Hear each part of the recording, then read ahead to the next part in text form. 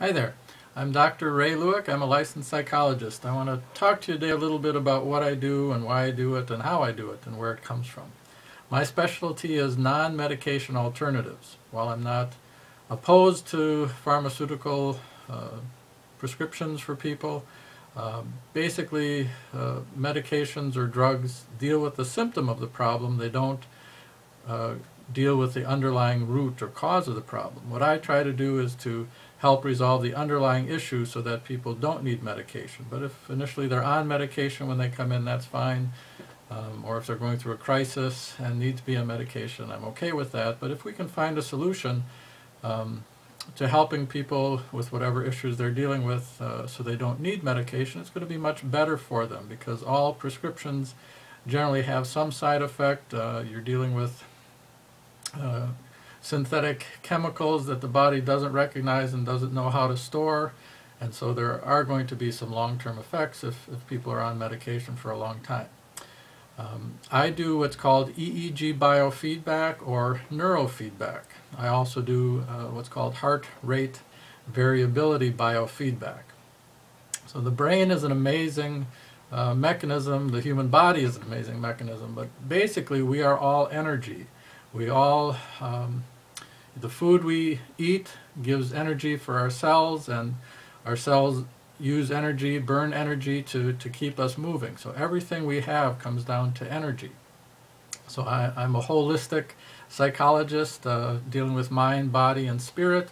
It's very important for me to educate people on proper nutrition, hydration, supplements, vitamins, things like that that will help their system to work better. A chain is only as strong as its weakest link, so if your cells aren't being fed properly, they're not going to work properly. So I try to help people understand what they can do on a physical perspective to take care of their body, which will also help their brain and everything else to work better. The brain is an electrochemical mechanism, okay? So your MDs work with the chemical model of the brain, and they'll write you a prescription that will change the way the chemicals in the brain work and help the neurotransmitters to send messages through the brain. I work with the electrical model of the brain. I don't put anything into the brain, I just put some sensors on people's ears and on their scalp, and these are like little antennas that pick up the electrical signals of the brain. So when my brain tells my hand to move up or down, it's sending a electrical signal through my arm, and then it comes back to my brain. People who have issues with whether it's depression or attention deficit disorder, concentration, focus, impulsivity, anger management, one of the things that happens that causes that is an irregularity of brain wave activity. So the analogy that I use is like if you're into water skiing. If you go water skiing in the middle of the afternoon at 2 o'clock, the wind is blowing, the waves are kind of rough, there's maybe 10 jet skis on the lake and 15 speedboats with other skiers, and so when you're skiing on the lake, you're kind of bouncing along on this rough water. It doesn't make for a real smooth ride, but it's fun. If you go out skiing at like 6 or 7 o'clock at night, most of the people are inside eating dinner, the wind has died down and the lake is nice and smooth and flat like a mirror. When you go skiing then outside the wake of the boat, you just glide along smoothly on the water. That's what I'm trying to do with the messages inside your brain. So your brain has different brain waves, okay? So you have slow brain waves that go at 1 cycle per second, and you have fast brain waves that go up to 42 cycles per second or higher. We measure the brain waves from 1 to 42 cycles per second. Some of these brain waves are beneficial for us during the day. Some of the brain waves are beneficial for us at night for sleep. So you're in delta and theta brain waves primarily when you're sleeping. However, people who have difficulties with attention or focus often have a predominance of these slow brain waves, the delta, theta, and some alpha brain waves during the day.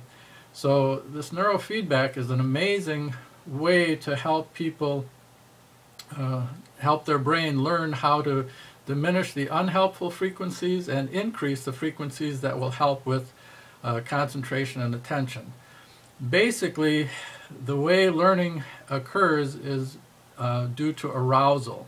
When we're in a overly aroused state, like you first meet someone or you're at a party or something and they tell you your name, you forget their name because you're kind of nervous, you're anxious. Or some kids who take tests, they study real hard, but then they're trying so hard to get an A, and they're like, oh, what's the answer, what's the answer? And they just can't get it, and then they hand their paper in, they're walking down the hallway, and all of a sudden, boom, the answer comes to their head.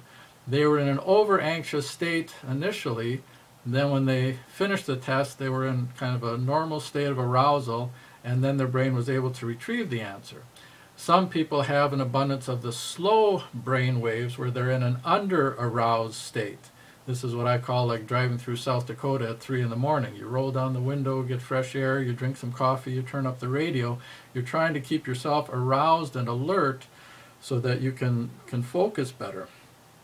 Same with learning. If people are in an under-aroused state, they don't learn as well. I had one little boy, an 8-year-old client, who said, oh, I just can't memorize my math facts. There's something wrong with my memory.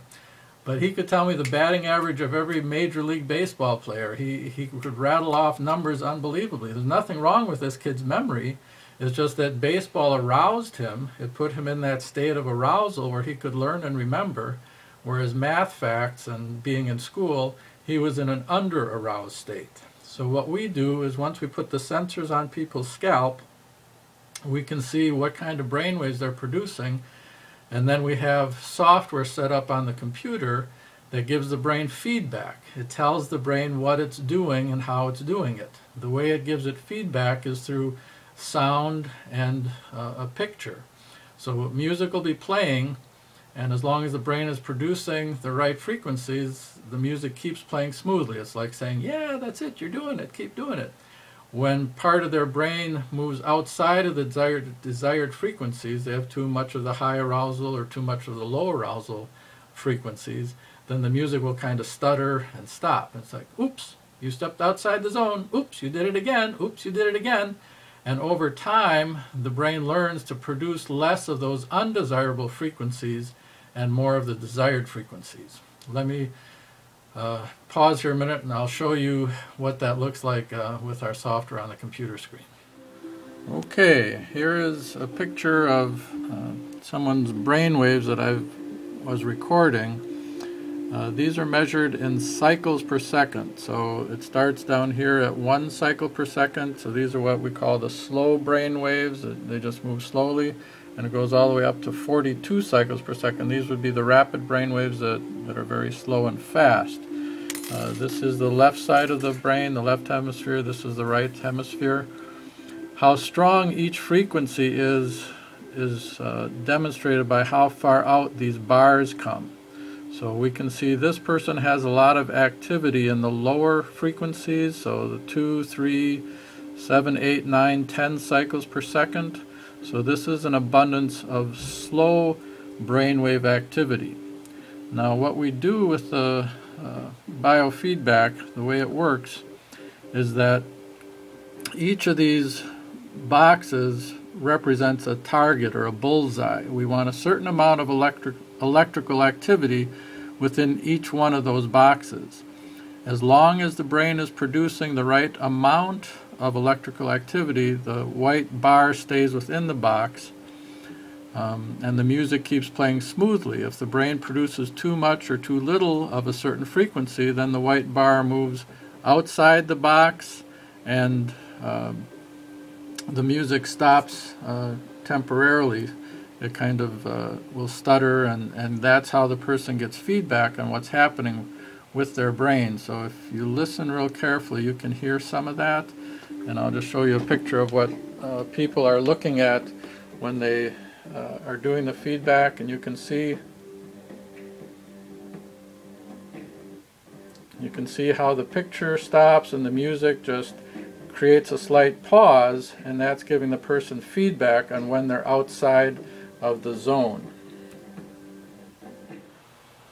Okay, and this is a picture of that session that we were just looking at. This is the left side of the brain, this is the right side of the brain where all these little dots are. That shows where the electrical activity of the brain was, or where the brain was most active. So as we can see, this person had a lot of the 1, 2, 3, 4, 5, 6, 7 brainwave frequencies going on at the time. We did a neurofeedback session, and now I'm going to show you the post results of how his brain looked after the session. Okay, this is a recording of what we call the baseline after the session. So these are his brain waves after the session, and then we'll do an analysis of these. Okay, so now we can see that things have shifted a lot, and now there's more activity up in the 14, 15 cycle per second area. So that's a nice shift from before and after. Okay, now this is a recording of the post baseline of that same individual that we had just looked at before. So this is how his brain kind of changed and adjusted during the session. So now we see there's a lot of activity up here around the 20 to 21 cycles per second, and even activity between 38 to 42, which we call that the peak performance range. So again, on the right hemisphere we see a lot of nice change. I asked people to have their eyes open the first half and then close their eyes the second half, and we can see with the eyes closed those frequencies dropped, and then we had more of the lower range frequencies, which is what we want. So this is an excellent change of before and after differences. So now I hope you have a better understanding of what neurofeedback or EEG biofeedback is all about. I hope this has answered some of your questions, but I'm here, I'm available, and my staff is also available. So if you have other questions, just write them down, let me know, and we'll be glad to do whatever we can to answer your questions and to help you resolve those issues which are of importance to you. Okay, best of luck to you.